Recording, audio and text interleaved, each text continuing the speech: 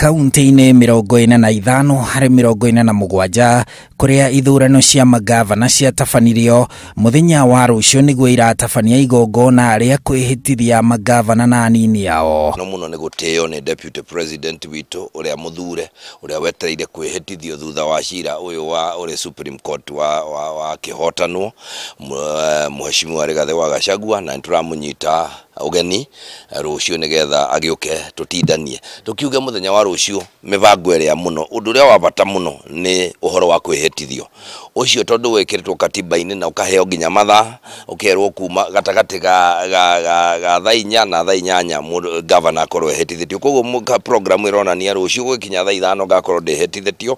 Kuma hau rĩu kũgĩa na mĩario nĩ wega ngĩarĩria andũ a Nyĩrĩ ndĩmacokerie ngatho ndĩmere nĩ ngenete nĩ ũguo matwaranĩte nani twĩna deputy governor wakwa ũgwĩtwo David Kinani wa Warũĩ kuma Mũkũrũ-inĩ.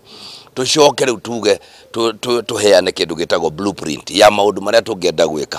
Magavana aya makehĩtithio nĩ acirithania a magoti manene arĩa marĩtwo mao marĩkĩtie kũgathĩkwo ngathĩti-inĩ ya thirikari nĩ mũcirithania mũnene Martha Koome. Maandalishi yanaendelea vizuri sana na vile mnavyoona kila kitu inaenda shwari.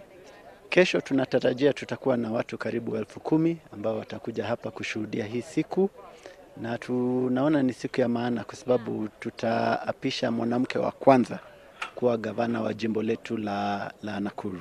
Mwĩhĩtwo ũyũ ũrĩa wathĩrĩirwo nĩ watho wa thirikari cia kaunti wa mwaka wa 2012 na ũkaheanwo kũrĩ gavana athure na anini ao magĩtanywo kwĩhĩta gũtungatĩra mũingĩ, kũruta mawĩra ma gavana kana mũnini wa gavana na ũigĩrĩrĩki, gũkinyanĩria kĩhoto kũrĩ mũingĩ wothe, na anini a gavana makehĩta gũtuĩka atari ega a gavana.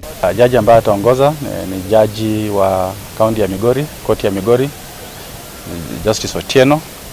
Wageni ambao wamealikwa kutoka nje ya Busia ni karibu 600, VVIPs 200 na VIPs 400. Haya tunatarajia kwa watu wa Busia wataingia kwa wingi. Tuna pia mpango ya kusafirisha wengine, kwa kila ward itapewa gari moja ilete wafuasi wao ambao ni watu wa Busia kuje pia washuhudie kuapishwa kwa gavana wao mpya. We have Lady Honorable Roslyn Ougo, who will be presiding over the swearing-in ceremony of the governor-elect, Honorable Amos Kimomi, His Excellency, and also his Deputy Governor, Honorable Dr. James Ondicho-Kesami, at the Nyamira Primary Grounds on Thursday. Budget ambayo ilikuwa imetengenezwa juzi ya assumption of office nikiingia ofisini ni milioni 57.